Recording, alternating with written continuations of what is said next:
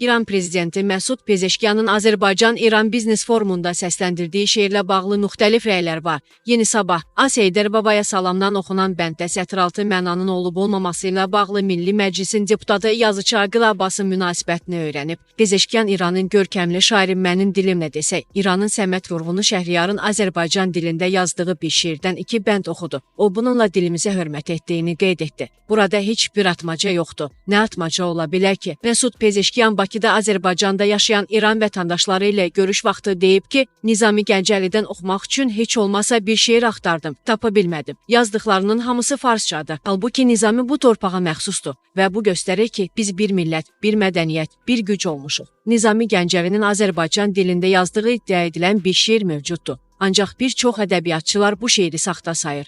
Mənim Nizami Gəncəlinin Azərbaycan dilində şeir yazdığından xəbərim yoxdur. Özüm ədəbiyyatçıyam. Nizamini də oxumuşam. Həmin dövrdə Azərbaycan dilində yazan bir şair olub, o da İzzəddin Həsənoğlu. O dövrdə Azərbaycan dili şiir dili deyildi, fars dili isə bütün şərqin dili idi. Məsələn, Çingiz Aytmatov, Oğuz Süleymanov, Çingiz Hüseynov ömrü boyu rus dilində yazılar. Nə dəxli var? Onların təfəkkürü qırğız, qazaq, Azərbaycan təfəkkürüdür. Nizaminin Azərbaycan dilində şeiri güya hansısa arxivdə tapılıb, ancaq mən görməmişəm və eşitməmişəm. Bu zaman hətta türk sultanları da fars dilində yazırdı. Burada qəbahət yoxdur. Məsud Pezeşkiyan özü də etiraf edir ki, Nizami Azərbaycanda doğulub və Azərbaycanlıdır. O boyda ağıllı prezident tarixi saxtalaşdırmalı idi. Məsud Pezeşkiyan istər Bakıya səfəri zamanı, istərsə də ölkəsindəki çıxışlarının bir çoxunda şeiri bir növ siyasi ifadə vasitəsi kimi istifadə edir. Sizcə poetik dil siyasi üslub kimi istifadə edilə bilərmi? Məsələn, Rəcəb Tayyib Ərdoğan da şeir oxuyur. Burada qeyri-adi bir şey yoxdur, amma siyasətdə şeiri qəbul etməyəm.